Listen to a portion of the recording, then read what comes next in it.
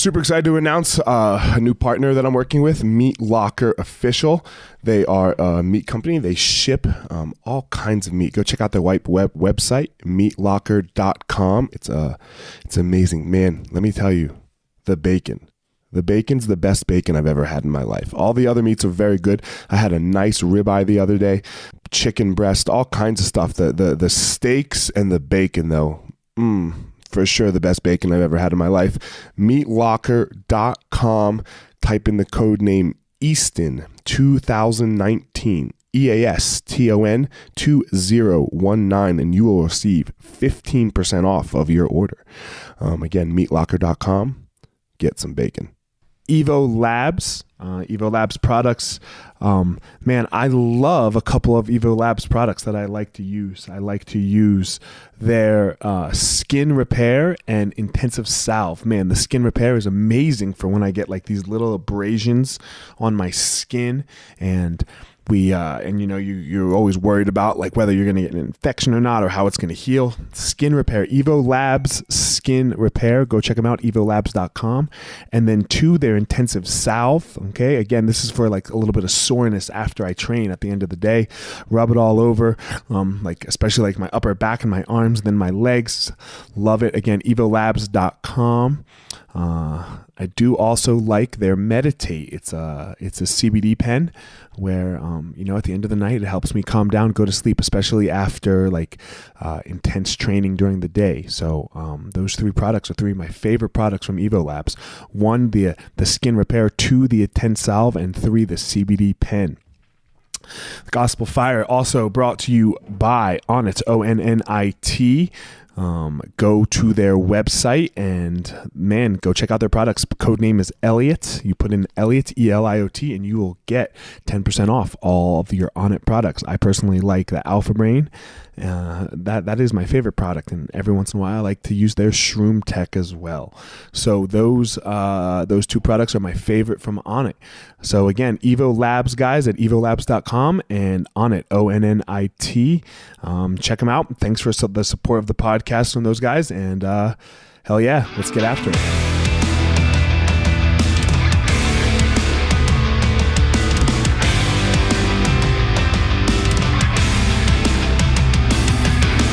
Hey guys, this is former UFC fighter Eliot Marshall, and this is the Gospel Fire, where we're going to go through the fire to learn how to live the best life possible.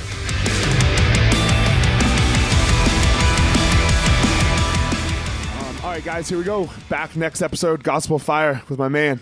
Actually, this is the first time we're ever really talking for more than like a hello, maybe, and like an introduction. Yeah, man. Orlando Sanchez. What's up, Big O? Times. The Big O, baby. The Big That's O me, for the one win. And only. The Big O for the win. Thanks for doing this, man. Of course, man. My pleasure, dude. I love doing this stuff, man. Yeah, it's cool, man. I think one of the things that that I'm trying to do with the podcast and my book and stuff, and just like who we are in the world is to bring people that have like made it from different places. Different stories, different struggles, and just like a lot of positivity. A lot of positivity that like you can do it. I agree that there's problems in the world, and there's this and there's that, and some people are more privileged than other people, and that's all great, but I think we need to work on that as a whole. But what we really need to do is realize that each individual, each one of us can find our fucking power and make shit happen. Absolutely. And I think you've done 100% agree with that. I'm a living testament to that, man. Yeah, man. So that like your story. I mean, I've only like seen it on Instagram. I've only like Yeah, it's real kind of weird sometimes. Like, I feel like a lot of people know me and know what I've done, and then like, and then in the big picture, I think it's because of the introduction of social media just in the last like couple of years. Sure. Like you only have like a few guys who are famous for absolutely nothing, and then like all these guys who've been doing shit for the last fucking decade are suddenly like barely climbing up the fucking the social media quote unquote ranks. Sure. So yeah, it's pretty funny, man. Well, it's this weird thing with the social media, right? Like if you troll, you get amazing. Like you blow the fuck up. It just shows you how like fucking almost pathetic so many people are right now. Like, I don't know, pathetic's not the word to use. I don't want to put down people, but right. It's just this like this culture of like negativity is like what people connect with, I guess you could say, right? Well, because like, you know what I'm saying? Like when somebody's talking shit and then people like, yeah, that's fucking right. Like, it's just so weird the way that trolling shit just takes off. So crazy, man. It's so weird to me because I just like, I mean, like, so I don't like, for example, I don't think what like Conor McGregor or Chael does, I don't think that that's trolling. I think that they plan that shit out. They put some work into that. They are fucking geniuses. Yes. Dude. But what, I mean, they are fucking literal geniuses. I mean, I've met Chael a lot and talked to him a lot. And me too. Yeah. I got a chance to meet Conor, you know, and like, they're just fucking, they're doing their job to the fullest. Yes. I mean, because I really like, you know, when I watch Chael give his deliveries on his, you know, Bad Guy Inc. little, his little clips. Yeah. Even his mannerisms and his deliveries are so well planned. His pauses, like everything. He's worked it to the fucking top. Yeah. You know? Yeah. That's a skill. That's not just some bullshit, you know? Yeah. That's not some bullshit. Getting a fake Instagram name and going on and talking shit about somebody. You know, like it's amazing to me, like how, like, but again, that's not what we're doing, right? We are, like, in my opinion, like telling people some real stories about our lives where we have actually, you know, fallen flat on our faces and then figuring out how to get up and go again, you know? And that's, for me, that's what the mat is. You know, that's what the mat is. 100%. And I know that's what. Yeah, and I think you have children too, right? How many kids do you have? I got 3 kids now, man. I don't know how it happened. Well, you're playing zone defense. So fast. Dude. You're playing zone defense, bro. You might as well have 30. Because once that's exactly what I told. I said, let's go for 4. Yeah. So. Why not? I mean, you love them, right? You love them all. Oh, they're the greatest. They're the greatest things that ever happened to me. Yeah. There's nothing in life better than my children, dude. It's crazy. I mean, now, everything I do now is for them. Like, I used to live for myself and be like, I want this fucking car, and I want that, and I want this. And now it's just like, done. Yep. Everything's for them. Yeah. You know, I want to get them this house. I want to get them this. Like, it's crazy. Because you know, crazy. Yuki, you know, so I was talking about this with another friend. I just, two podcasts ago, I had Mike Dolce on. And it's a really weird thing, though, right? Because and I'm reading this book called The Coddling of the American Mind. Have you read it? No. And it talks about this really interesting thing about parents and kids. It's like, are you preparing your kids for the road, or are you preparing the road for your kids? You know, and it's a really good thing because that's exactly how we all feel, right? We want to do so much for them. Right? If we could remove all of their suffering, because we would, but at the same time, we know how important that shit is. Yeah. You know, so it's this. Dude, I mean, and that's like, fuck, man, that's like my double-edged sword right now. I'm in the process, like what I'm working in my therapy right now. I've been in therapy for 10 years. Nice. Okay. And what I'm working in my therapy with my therapist right now is my parenting and and my parenting skills and how to, you know, how to accommodate and like not fuck up my kids. You know what I'm saying? Because fuck, there's no manual on this shit. You know? No, man, and they're different. Each one's different. You know, and then you look at, and then like I have a bunch of issues from my childhood, right? Where you know, I felt a bunch of things and went to drugs and depression, all that shit. And I'm like, well, okay, that stemmed from like my family culture. My parents didn't mean to do it. You know, they didn't know any better because their parents fucking knew nothing. They came here fucking from other countries with $100 in their pocket, you know? Yeah. So I'm like, and now I'm here, like they are second generation, our family. And then I'm like, well, fuck, now what? You know? Yeah. So it's been awesome, man. It's been really cool, like really working with my therapist on really like, she's a huge like brain nerd. Like she really studies the brain and how the brain, like, you know, what wires together. Right. Okay. On how things, you know, how the brain really is the key to everything. You know, the information that you put into your brain, the way you speak to a child, the things you say, the voice, the breathing. I mean, everything. And it's crazy to watch, man, because like, I have a son, my oldest son, Orlando Jr. He's my little boy. I mean, he's my stud, and he's just so high energy, like just so high energy. Like his energy is like, all fucking day long, just like, and he's so, and it's like watching myself. Does he crash out at the end of the night? Does he just like go to sleep? No, he fucking, like, it'll get worse at night because. But I'm just saying, like, when you put him in bed, like, how long does it take him to like actually fall asleep when it's like? So that's the fight, right? The fight is like to get to bed. Yes. He's like, no, I don't want to. Yeah. And he starts freaking out and shit. And I'm like, started trying to calm him down. He's like, I can't calm down. Like, it's crazy, the energy. So I've been working on it with my therapist and just like doing these different techniques with him. Okay. And it's just mind blowing the way it's been working. It's fucking crazy. That's cool. And I'm saying like, wow, man, like, not everybody's doing this with their therapist, right? Not everybody's going out and learning how to do these things. There's no manual on how to raise kids, but I'm just so thankful that I'm open-minded enough to know that I don't know everything and to be open-minded enough to know that I need help. Yeah. And in the toughest subject, right? Because where we don't want to listen to people is our kids. Right? Don't you fucking tell me how to fucking parent. Yeah. Fuck you. Yeah, exactly. Right? Like exactly. But like, oh my God, she gives me these analogies and she gives me these techniques to work with my son. And dude, it's been night and day for the past month and a half. Nice. Night and day. It's like a different child. And it's just responding to whatever his brain needs, right? It's adjusting like to his chemical balance, to his whatever his brain is looking for. We get to calm it down. It's just crazy, man. I love that shit. Yeah, I'm man. a total brain nerd, man. I fucked up my brain for so many years. It's crazy. I have a similar thing. Like my kid, like I suffer from anxiety. Like I don't have any. I say it all the time. Like anxiety, depression, they're like cousins, right? Like if you have a lot of anxiety, then you have a touch of depression, and like vice versa. Big depression, touch of anxiety. So I have the anxiety thing, and my oldest kid, he is literally like my mini.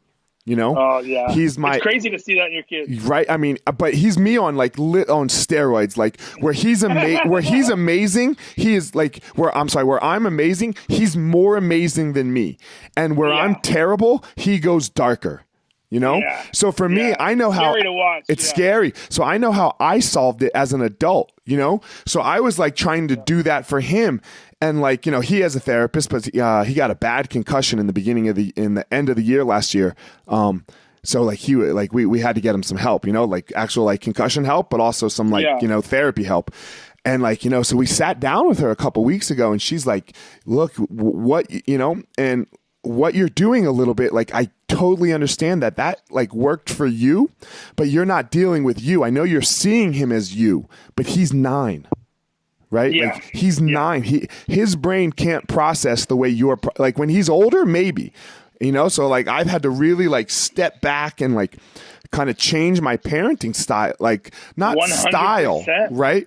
But like I have to be open to it. But it like the hard part, right, is you do have great kids. Like, for those of us that are doing it well, you're like, man, it's like he's a really great kid. So like, am I doing it wrong? But fuck, how's he reacting to it? And how's like I think this is where we miss it a lot is how are they feeling, about like what is this really meaning to them? Because like you said it, like our parents do things to us that we don't know. Like your parent, you're second generation. Like I have Holocaust surviving grandparents, So like the shit that they put on us, like, man, you don't know sometimes, right?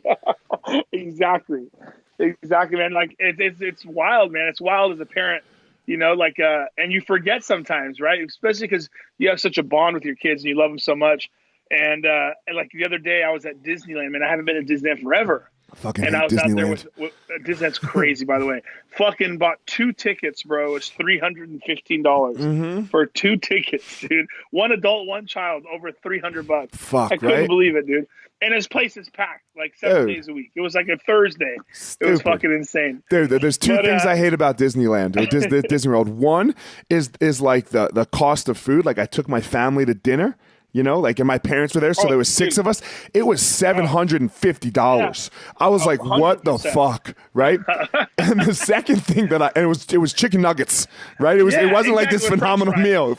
Yeah, chicken, salad bar. Yeah. And the second thing I hate, bro, is I hate the adults that go by themselves and stand in line to take pictures with the characters when there's children standing there. Dude, and that pin stuff. There's this pin culture. Yeah. Like all these like older people like with pins, and they go and collect and trade pins. It's pretty crazy, man. Dude, I'm just it's like, hey, it's hardcore. There needs to be an adult line for the pictures with the characters, though. Like, for every 20 kids that takes a picture, one adult. If you're by yourself, one adult can go. It drives me insane. Because, like, that adult knows that that's not Mickey Mouse, right? My little 5-year-old is like, Daddy, I'm seeing Mickey Mouse. Yeah. Right? And you're like, yeah, but you have to wait for, like, 40-year-old Steve over there. And he's alone. Too funny, dude. Shit drives me nuts, man. Too funny. But yeah, I was talking about fucking going to Disneyland, and it was I had this epiphany, man, like what we were just talking about parenting. I was with my son, right? And my son is fucking big, dude. Like, he's a big fucking kid. I couldn't guess where he gets it from. Yeah, he gets it actually from his mom. 'Cause my wife is about my height, 5'9". Okay. Her dad is like 6'4". Her brother's 6'5". They're like fucking, she's from Northern California, small little farm town up in the middle of nowhere. So they're like white country folk. Okay. And where are you from? Where's your family from? I'm Cuban and Costa Rican. Okay. My mom's from Costa Rica. My dad's from Cuba. Okay. So yeah, so my boy's got like white boy farmer genes, and then mixed in with my fucking massive craziness. Sure. So you have this little like blonde beauty, just fucking. He's a beast. The kid is a sick monster, and he's been killing people in jiu-jitsu since he started, like at 3 years old. He's just a monster. He's so strong. He deadlifts and squats and like does cartwheels and one hand push-ups, and he's just a monster. But it was funny because the other day we were at Disneyland, and like you say, like you forget that they're just babies, bro. You forget that they're children, like they don't know anything. So like we were waiting in line, right, and we were gonna get on Space Mountain, and he's never been on a roller coaster ever, and he's 7, dude. He's 7, but he looks like he's fucking 12, and I forget this, and so he was so scared, and he was like shaking, almost crying, like holding onto my arm, right. And I'm thinking to myself, I'm like, come on, like, you want to say like, fucking toughen up. But then I start to myself, I'm like, dude, he's only 7. Yeah. So I had to bring myself down to that level, man. And like, and comfort him and tell him it's okay.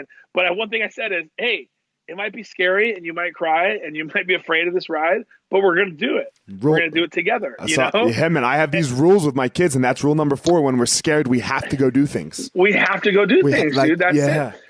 So we did it, he had some tears, but he was like, oh my God, that was so fun. We did it, so it's been, parenting has just been the greatest fucking thing that ever happened to my life.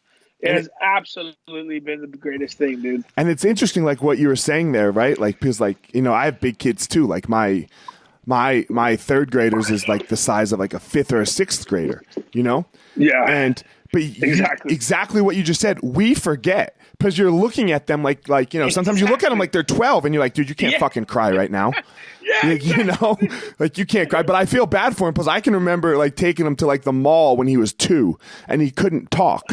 And these other 4-year-olds would come up to him and they would start talking to him and he did that. And the 4-year-old would look at him like, Mommy, what's wrong with that kid? Like he can't, but it's like, no, my kid's only 2. So no, he can't talk, Exactly, so, but I'm doing that now. Like, I'm doing that. Like to my own kid, because I'm like, why the fuck are you crying right now, you little bitch? Yeah. Like in your head, right? Like, And that's what's crazy. And so I knew that happened to me as a child, like right. I bless my parents, man. They did everything they could for me, and they really fucking were awesome. And no matter what happened in my childhood, like they did all they could do for us. As you only know what you know. Sure. Yep. And they came with nothing. They had no guidance. I mean, my dad was fucking 20, 21 years old, no education, fucking making millions of dollars and fucking moving us to La Cañada and doing all this stuff, and no guidance, no mentor, no help, no nothing. Just street hustle. Yeah. And that's the upside. And then it was eventually the downside. Sure. You don't know how to handle it. You don't know how to the Mike Tysons of the world. It's the same thing. You get all this fucking money and you make it, and then you don't know what to do with it. Yeah. So that's what I'm trying to do is in my life, man, is like, yeah, I'm a jiu-jitsu guy and I own jiu-jitsu schools and I'm a fighter and this and stuff. But like really, like I step back from it and I look at what am I really trying to do in my life? Like, and that's what I'm trying to do. I'm trying to raise, super well-rounded, emotionally just balanced children who are happy and healthy. Try to do my best as a parent. Try to do the best for friends and students, and just be positive, man. I'm trying to give as much positivity as I can. That's where I kind of feel like where I'm at right now. Yeah, that's man. why all the competing. Like I'll do the ADCC this year and stuff, but like that stuff just doesn't really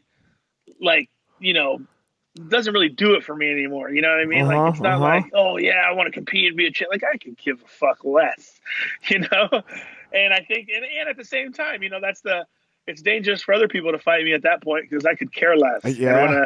The happy fighter is the toughest fighter.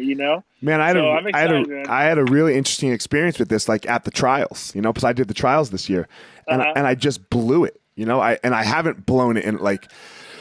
I feel like with as far as like for my competing goes, I figured out like it a little bit, and then the trials came, and I actually cared. Because like ADCC is the only thing that I haven't accomplished in my career. Like I have accomplished everything else. Like I've competed in the worlds and placed in the worlds. Like I have, I fought in the UFC. Like I've done, what I mean? I was like, man, but I always got second at ADCC, at the trials.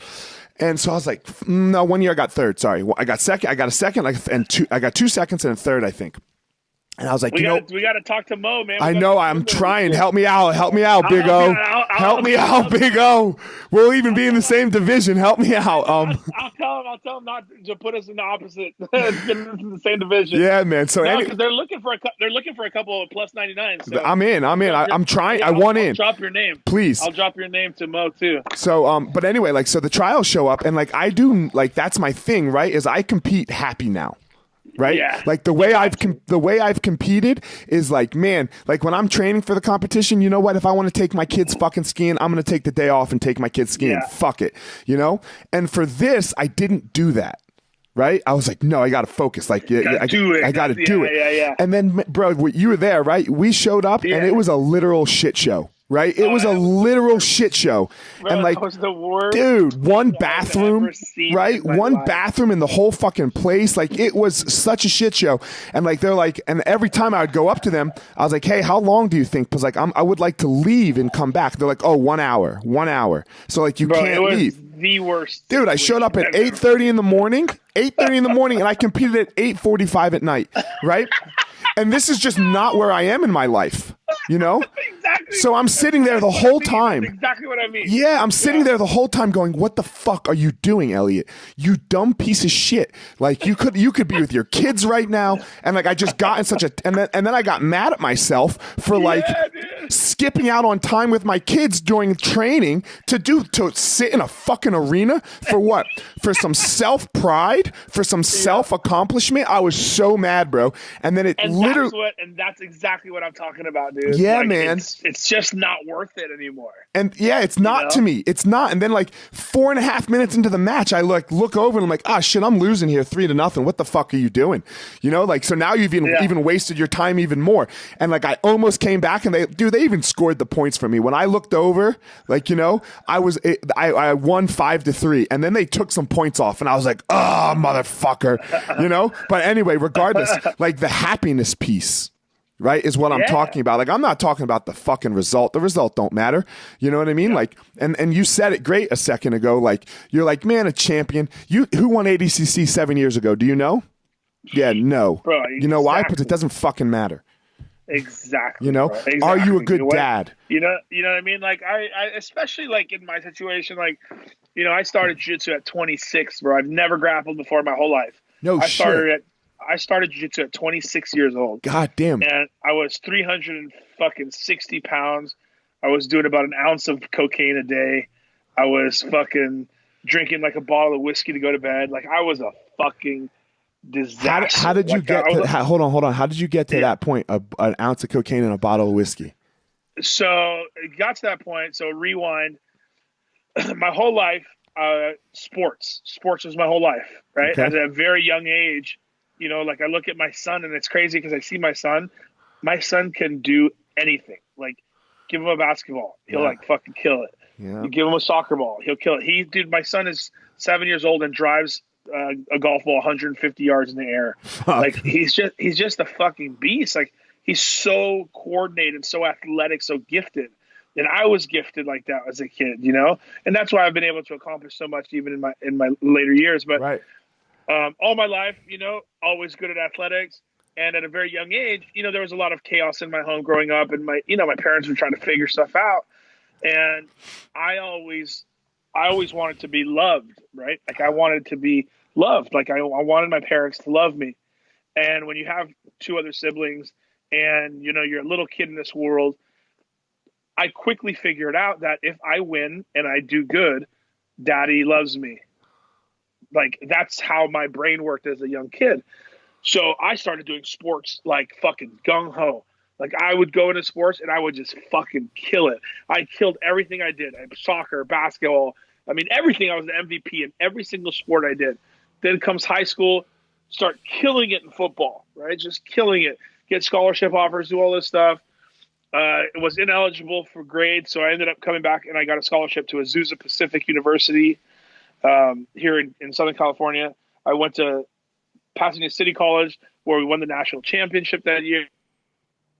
Went to Azusa Pacific from there. And, you know, playing football was my life from like 11, 12 years old, 13 years old around then, up until that point of 21 years old, right? So it's a good decade of just football. And then all of a sudden, you know, I went to school. I didn't give a fuck about school, bro. I went to school just to play football. So all of a sudden, life just stops, right? Football is done. And there's no more football. And I'm too short. I don't make it, you know, I can't make the NFL. And then I look around like, well, what the fuck am I going to do? Like, you know, and this is this problem that is happening every single fucking day with athletes, man. And that's why I'll get back to it later, but that's why in my schools and my businesses, I'm always mentoring the kids and the kids who work for me and stuff. I'm mentoring them to be way bigger than competition and do tournaments. Like I want them to be school owners, business owners, successful, et cetera, et cetera. But anyway, so going back to my story, I get out of college. You know, I finished my last season of football in college, and you know, that's it. There's no more college football. There's no more college football. There's no more professional football. I'm not going to make the NFL. I crushed it in all the combines, did everything really well. Nothing. You know, like I held the record for like 225 bench press. I did it like 51 times. Get the like crazy, all kinds of crazy shit, right? But I was, you know, I'm 5'9", dude. There ain't no fucking 5'9", you know, nose guards in the NFL. No. And the way they do it is they just look down the paper and they go, oh, 5'9". 5'9", out. Bye. Right? Yeah. Exactly. So anyways, it was done. And I was like, well, what the fuck am I good at? I'm good at fucking partying, you know, and I didn't have any fucking cares. My family was gone. They lived in Florida since I was 18. I was on my own since 18. And I was just here, bro, by myself, alone. I had so many issues that I never worked through that I know now, but so many little holes in my own self. And what did I do? I just looked for comfort, man. Like I explained to you earlier, like I'm a person who really needs love, man. Like that's my language. Yep. Like I need to be loved. Like that's my thing, you know? Mm-hmm. And not getting that and being alone and having my parents all the way. Like I would get home after school, after football was done. And I would literally come to my room and be like, well, what the fuck do I do now?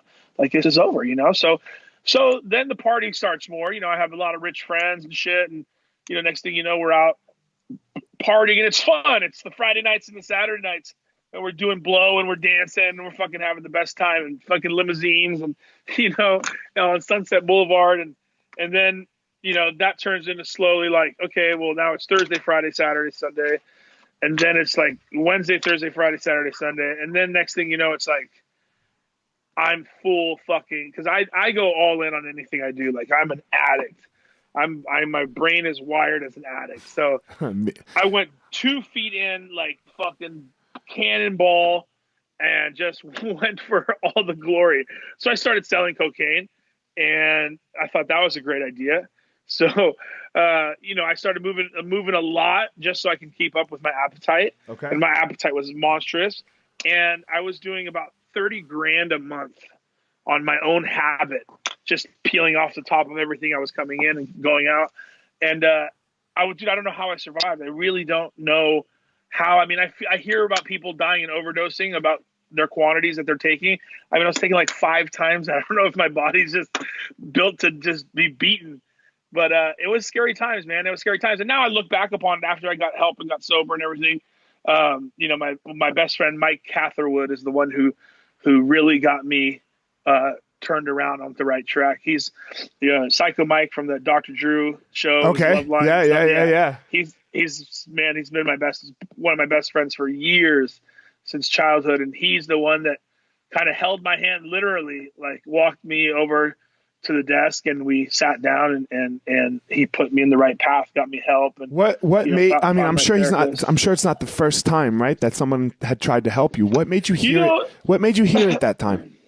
That time and it's funny because like I have a lot of friends who struggle with addiction, and I learned from Mike the way he treated me is, man, you can't fucking say it to them.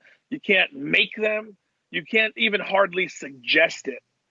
You just got to stand in support, right? You got to stand in support.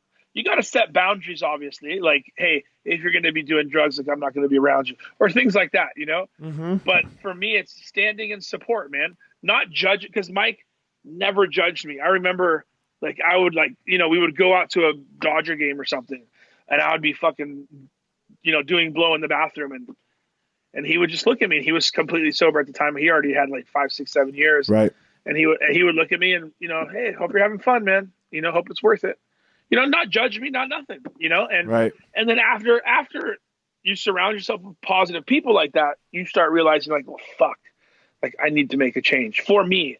If I have a really close friend right now who I never said anything to them, never said anything to them. They're struggling. And I've just stood by support. And finally, just like the last, 48 hours, they came to me and were like, yo, I'm ready, dude. I'm ready to change, So I think it's that like standing in support. And for me, it was finally like, I was just so exhausted. I was so exhausted of just hurting and just feeling like shit.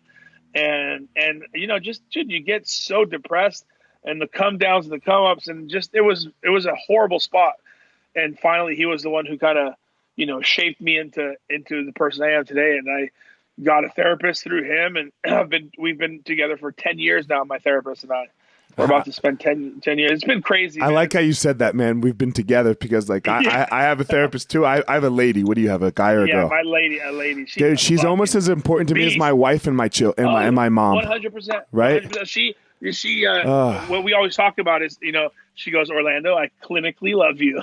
Yeah, yes. I have clinical love for you. Yes. She always makes it, but she's like, dude, like, and she was what I needed, right? So she stepped in basically in the whole dynamics of it. She becomes like, the solid mother figure in my life. Right. And she holds me accountable. I mean, she's hardcore on me, man. So it's been the greatest thing I ever had, man. But I love how mine does this thing, right? Where like we will be talking, and I think I'm like making total sense of like whatever we're talking about, like, and my logic is clear, And then she'll be like, "Can you say that again, please?" And I'm like, "God damn it," I'm just like, "God damn it, I'm fucked,"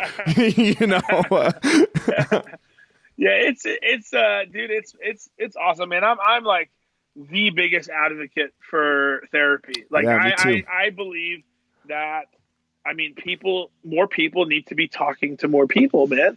Like, we all need help. Like, I was just talking to a girlfriend of mine yesterday, just about life and stuff. And I was like, a lot of people want to do things themselves, and I got it. Like, no, you don't got it. Like, we don't got it. Yeah. Right. Like, we all need help. Like, that's just the fact.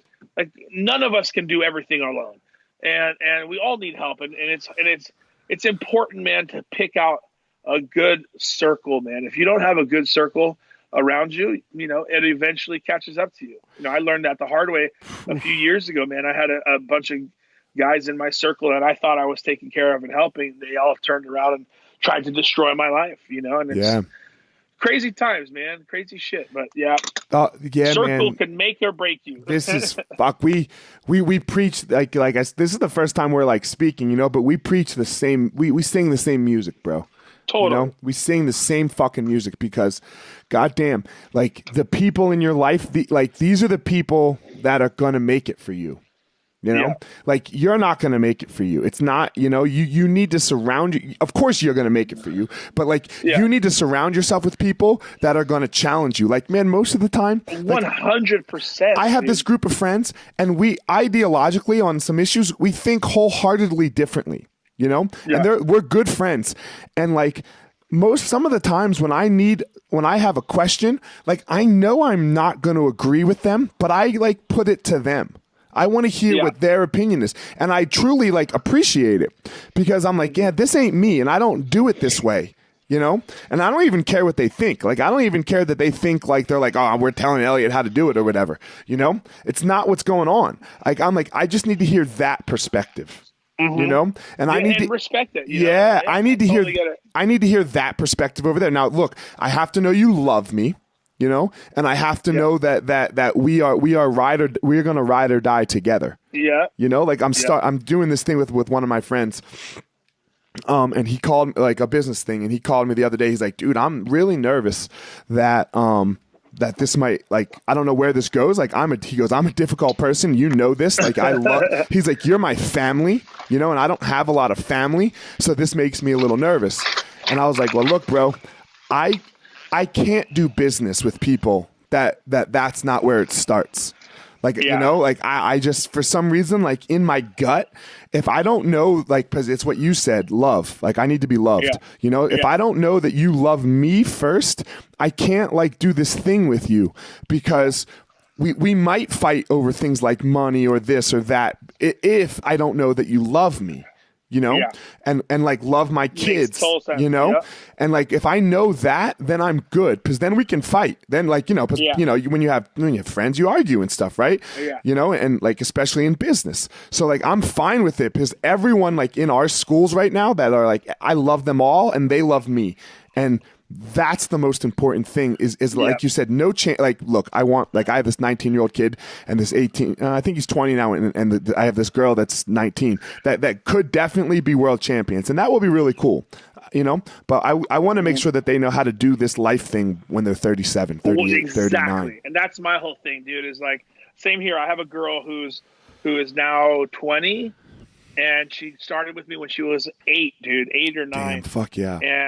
And it was fucking awesome. What a story. I mean, she'll be well known here in a couple of years, but she was, her parents had a little dry cleaning business, a little laundromat. And I would go get my gis and stuff tailored when I first started years ago. And I would see her in the back with her little brother was like 5 and she was like 8 or 9 or 10.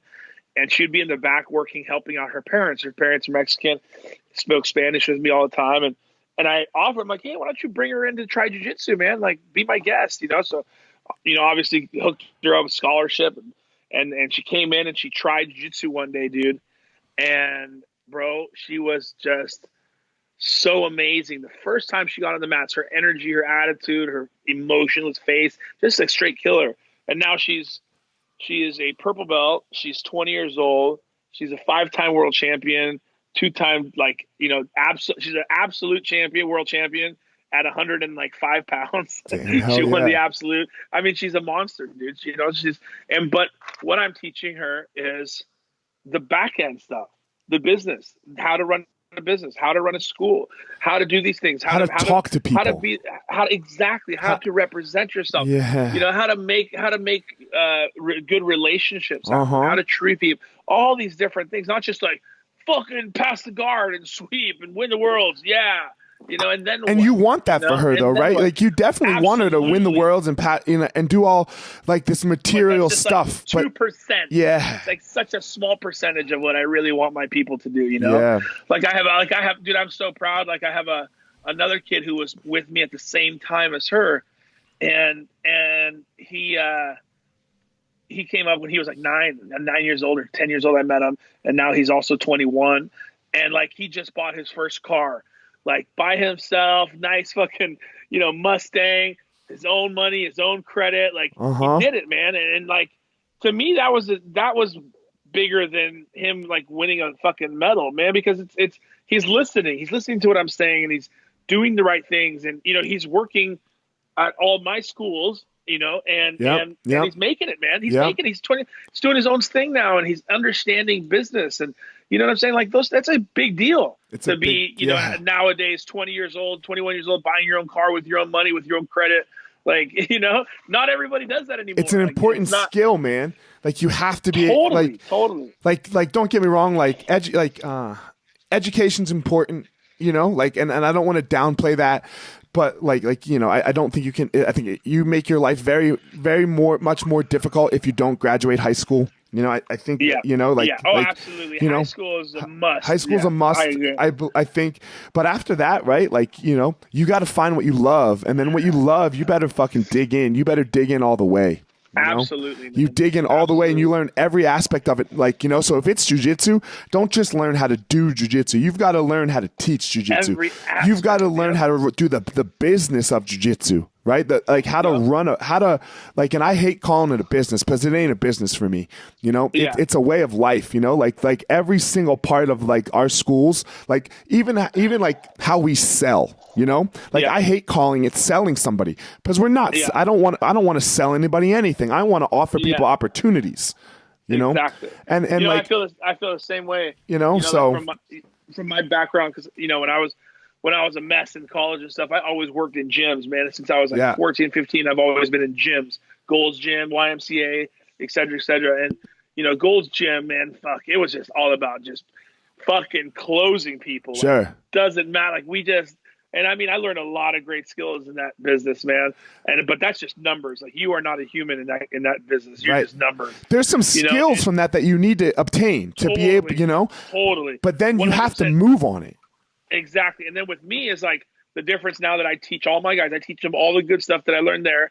But then I teach them how to kind of like personalize it. Yeah. And the difference between selling a jiu-jitsu membership and then like selling a Gold's Gym membership is that selling them a jiu-jitsu membership, no matter what, you are not doing something bad to them. Right. Like you're not selling them a fucking used car that's going to break down, or you're not lying to them, because I know how powerful jiu-jitsu is.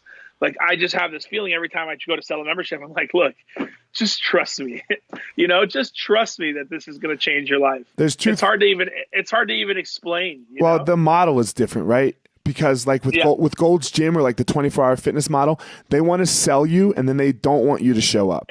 They want you to pay the bill and not 100%. Show up. Right. That's what we always dreamt of. Right. And because now, but that's not what we're doing.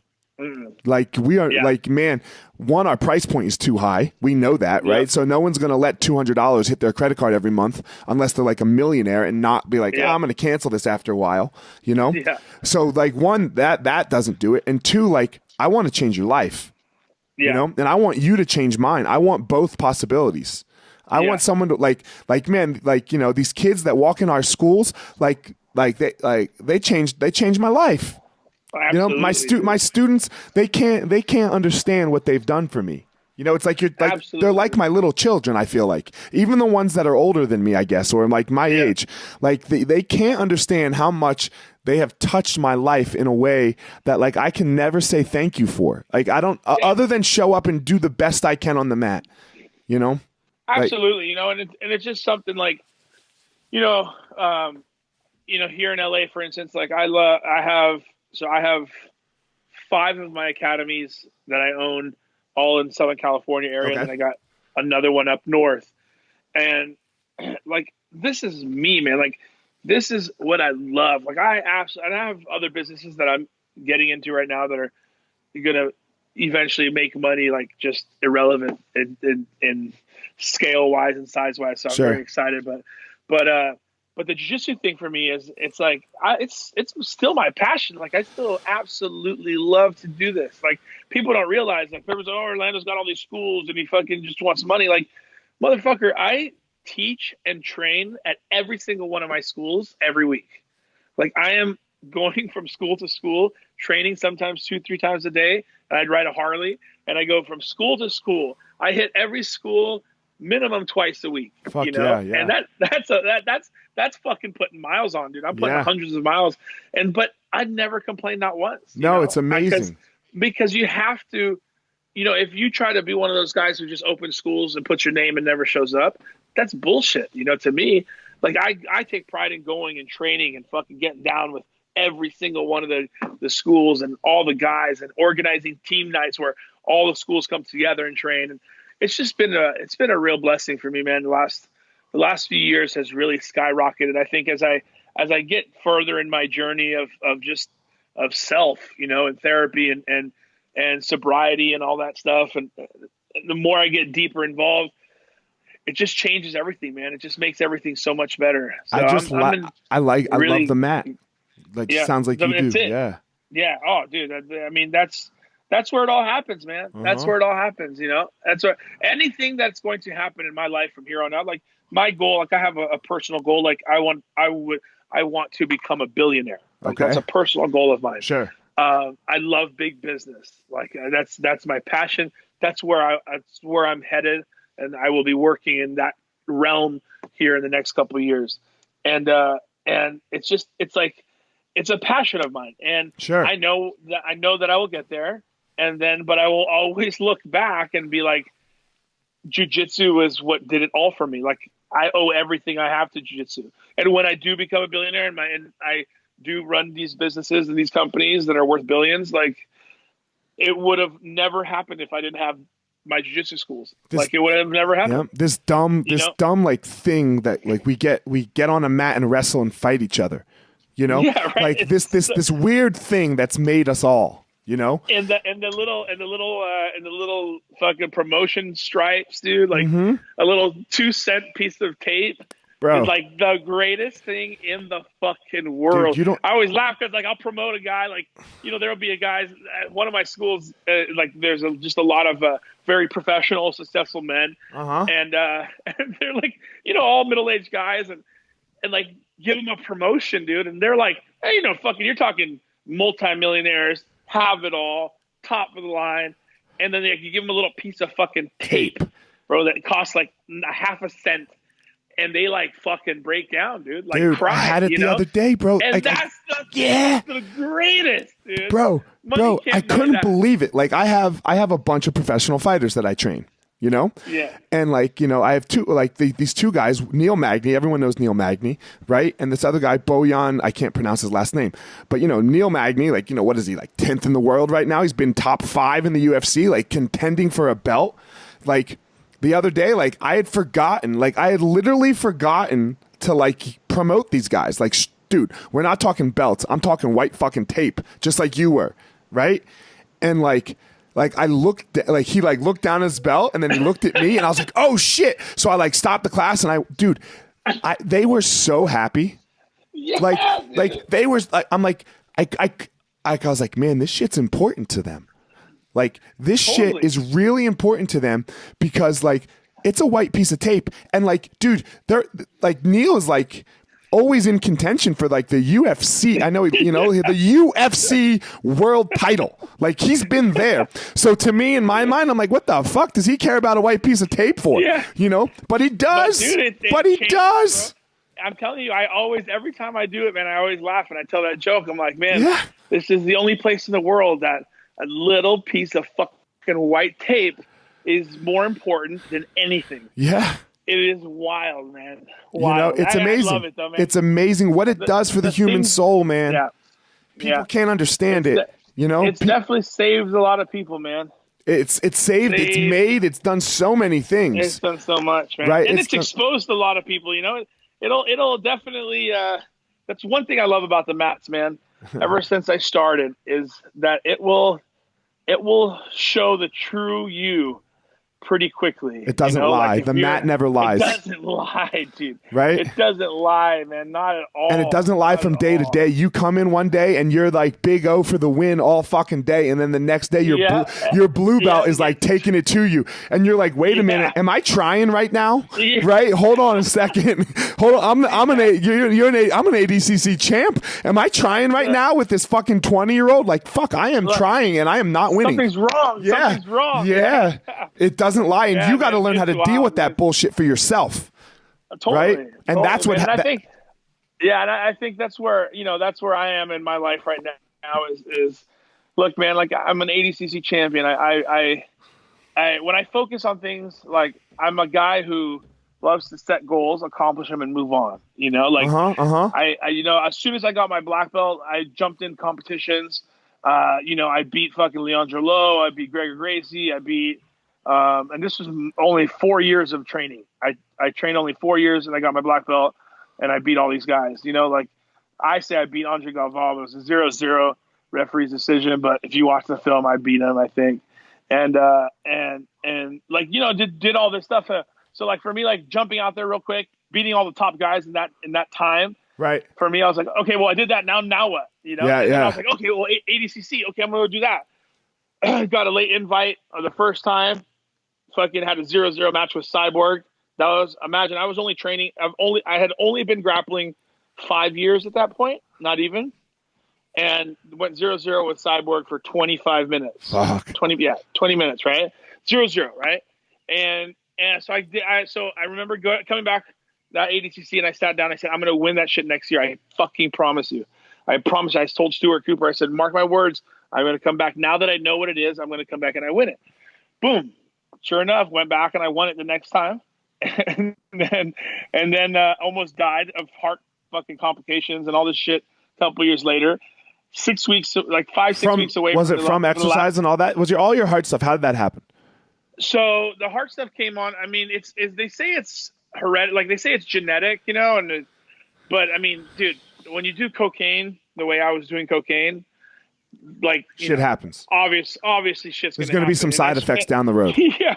You don't just live this beautiful life. That's going to be the tagline of this episode. When you do cocaine the way I was doing cocaine. yeah.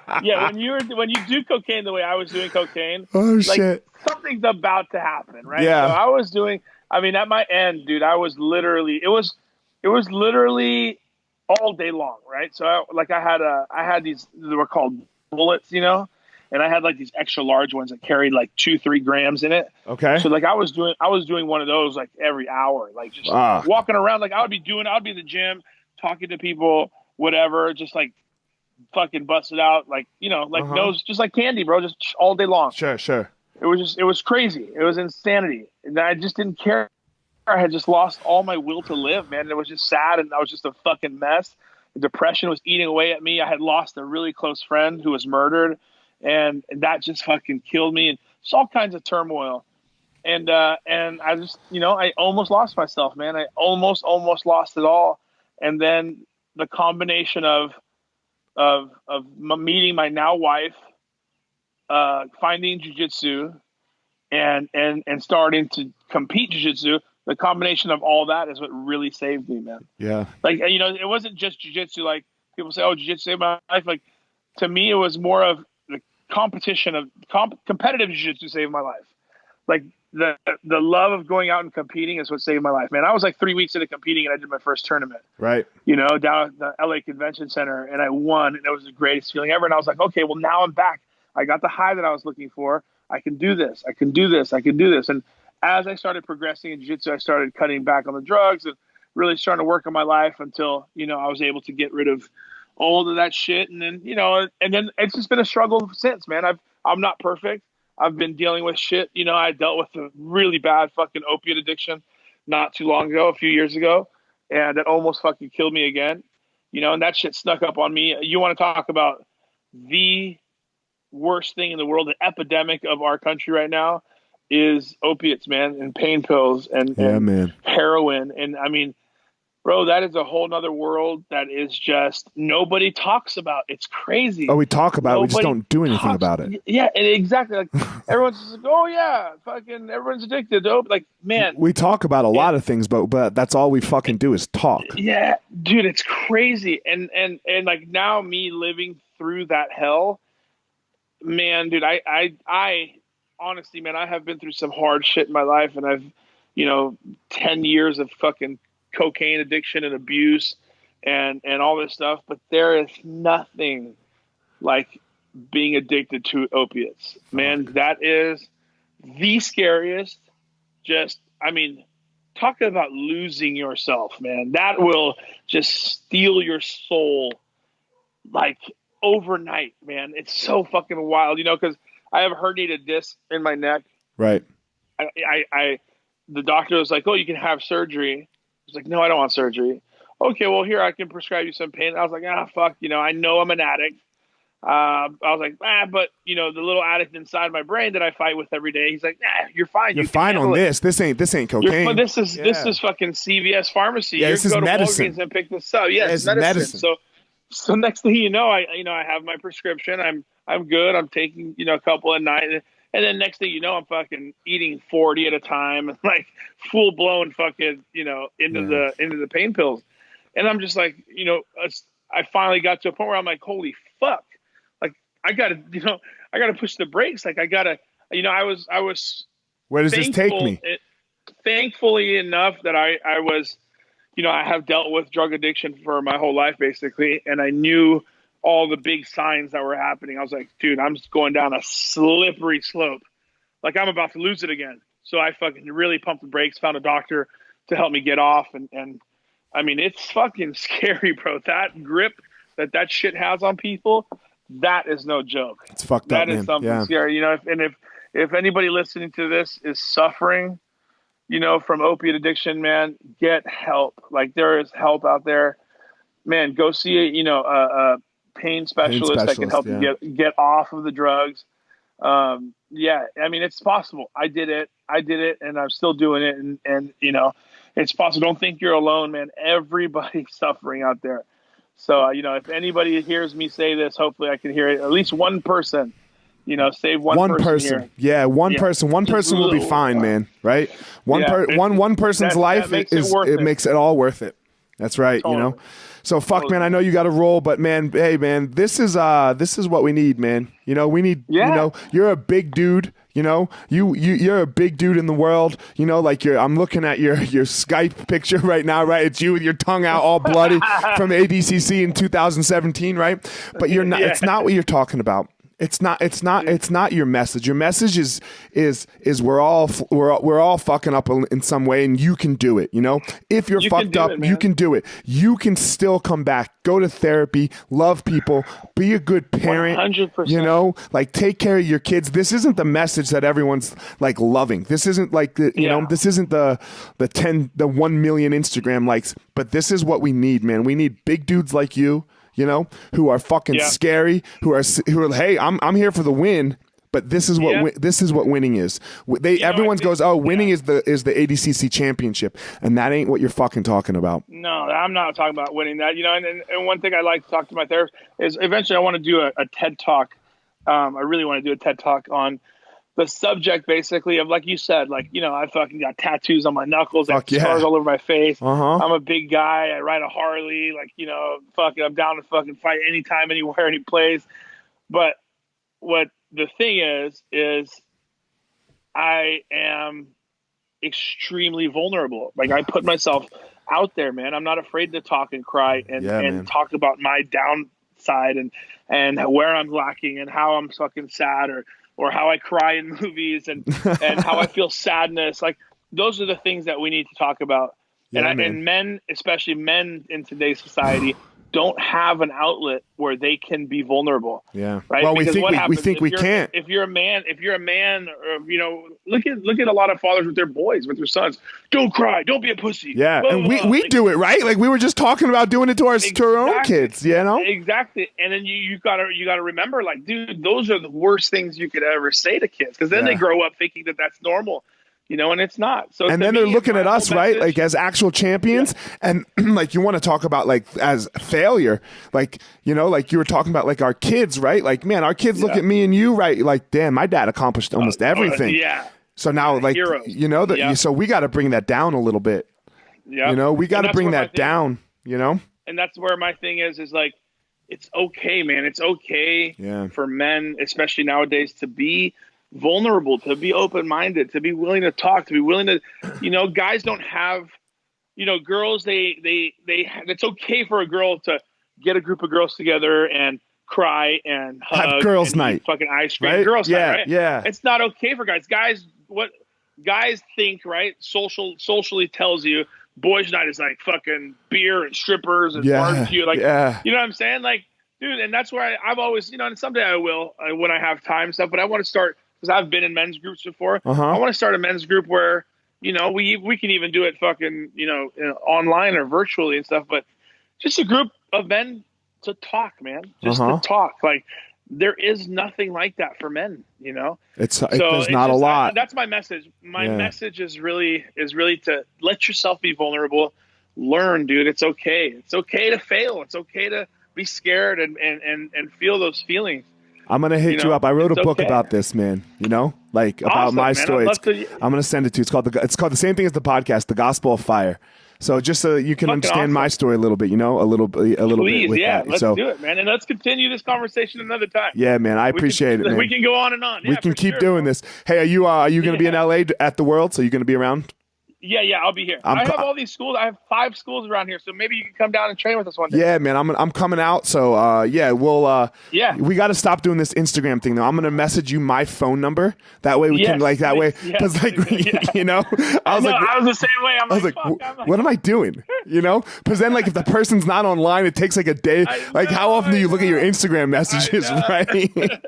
So when we hang up, I just opened my my 6th school. Yeah. Nice, down man. in the Arts District of downtown LA. Okay. Oh, dude, it's fucking gorgeous. So maybe when you come down here, we'll go out there, train, and have lunch. For sure, man. Let's do it. I'm gonna send you my number right now so we can communicate like actual like actual adults. Awesome. All right, I appreciate it. Big O for the win, baby. You know it, baby. Orlando Sanchez. Understand what winning is, motherfuckers. Right? Understand what winning actually is. All right. Exactly, dude. All right, brother. All right, I'll talk to you soon, bro. Yep. Later, bro. All right, guys, thanks for listening to this episode of The Gospel of Fire. Don't forget to check me out on all of my social media at FireMarshal205. Again, at FireMarshal205. Go to my YouTube channel, FireMarshal01, that is, for YouTube, where you can follow. I'm making these videos 100K strong. That's the goal for the year. I want 100,000 strong listeners to the Gospel of Fire. So I'm trying to make a video a week so that you guys can follow along on my journey of how I go about my day, some things that I talk about, some things that I try to work on for myself. And then finally, don't forget my website, EliotMarshall.com, where you can get up to date with everything that has to do with me personally, the Gospel of Fire. You're going to find all about my book release, also called The Gospel of Fire, February 12th. It will be for sale on Amazon that whole week for 99 cents. So all that information at EliotMarshall.com. Thanks again for listening. Thanks to my sponsors, Evo Labs and On It. So that's it, guys. Hope you enjoyed the episode.